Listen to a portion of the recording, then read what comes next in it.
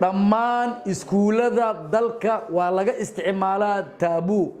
mana kala laha gabdho iyo wiilal maqal ahaan ereyga taabuu waxa uu ahaa mid ku cusub dhagaha bulshada reer Jowhar ka hor inta aynan ganacsato reer Jowhar ah diiradda saarin ka ganacsiga maandooriyaha taabuugu waa nooc ka mid ah tubaakada waana nooca aan qiica bixin marka la isticmaalayo amaba isticmaal kadib isticmaalka maandooriyahan oo markii hore aanan lagu aqoon ardayda waxbarata ayaa hadda ku fidaya dugsiyada waxbarasho ee magaalada Jowhar waxaana barayaasha dugsiyada aqoonta maadiga ah ee magaalada cabasho xog leh ay ka muujiyeen isticmaalka maandooriyaha taabuu ee ardaydu ay adeegsadaan xilliyada waxbarasho halku dhigyo wacyigelin ah kuna aadan joojinta isticmaalka maandooriyaha taabuu ayaa lagu xardhay wadooyinka waaweyn ee mara magaalada Jowhar Sheekh Axmed Cabdi Maxamuud oo ah maamulaha dugsiga hoose dhexe iyo sare ee Sheekh Xasan Barsane Jowhar ahna sihayaha maamulka dalada waxbarashada Shabeelle ayaa sheegay in labadii sano dugsiyeed ee ugu dambeysay taabuuga uu ahaa mid saameeyay heerka iyo garaadka waxbarasho ee ardayda adeegsata ardayga gudaha iskuulka ku isticmaala maandooriyaha taabuu guud ahaan iskuulka waa laga ceeriyaa mana qaadan karo arday akhlaaq daro loo soo ceeriyay dugsi kale oo ka howlgala gudaha magaalada Jowhar ayuu yiri Macallin Axmed maandooriyahan la yiraahdo taabuu wuxuu ku soo batay labadii sano ugu dambeysay sanad dugsiyeedkii aan soo dhaafanay iyo sanad dugsiyeedkan bilowga ah wuxuu ku soo batay dalka Soomaaliya waxaana aad looga isticmaalaa magaalada Muqdisho iyo gobolada dalka ayaa aad looga isticmaalaa dhammaan iskuulada dalka waa laga isticmaalaa taabuu mana kala laha gabdho iyo wiilal banaankana way u isticmaalaan kuwa saqajaamiinta aan fasalka meesha ugu dambeeyay inay fidistaan wax la fahmi kara ma ah ay si tubaakada ay gafuurka gashtaan calaamadaha uu leeyahay maxaa kamid ah indhaha yaryaraana macalinku weydiinaa wuxuu leeyahay macallin sabuurada ma wax ku qoraysa mise darbiyeed ku qoraysa waxyaabaha la yaabay kamid taabuuga waxa soo saaro laba dal oo Asia kamid ah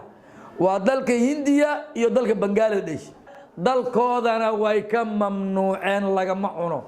taabuugu waxa uu waxyeeleeyaa qayb ka mid ah jirka bini'aadamka waxaana isticmaalkiisa uu lumiyaa badqabka iyo quruxda afka qofka jirkiisa ay ku jirto taabuuga waxa uu dareemaa xoog uunan horay u lahayn marka ay ka baxdana waxa uu la saaxiibaa daal joogto ah iyo xanuunka dhammaan murqaha jirka haba u badnaatee qaybaha hoose ee jirku oo xoog ay ku yeeshaa ayuu yiri wiil dhalinyaro reer Jowhar ah taabuugan horay u isticmaali jiray misna aan la sheekaystay al-awalan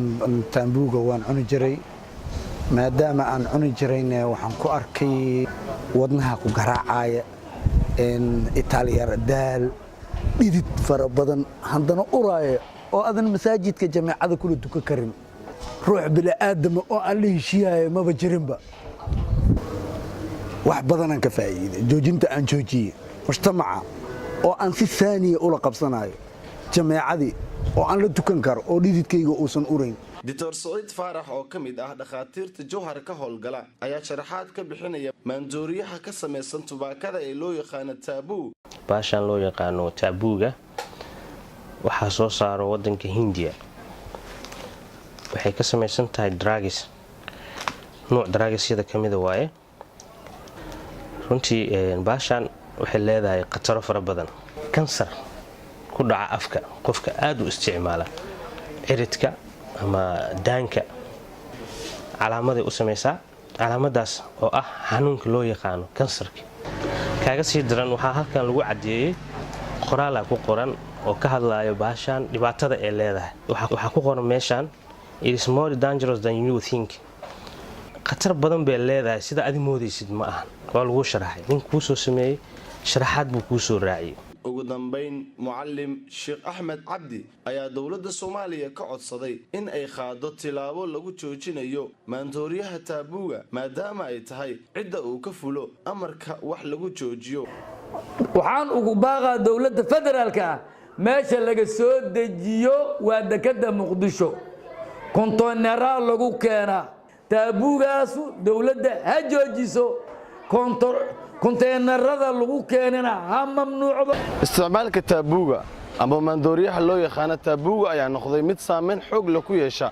ardayda wax ka barata dugsiyada waxbarasho ee ku yaalla magaalada Jowhar waxaana macallimiintu ay ardayda ugu wacyigelinayaan sidii ay u joojin lahaayeen isticmaalka taabuuga oo ay mararka qaar ay isticmaalaan iyadoo ay ku jiraan fasalada waxbarasho. Cabdifataax Axmed Maclow, Cabdifataax Zaki, muuqaal baahiyaha bulsho bartamaha magaalada Jowhar.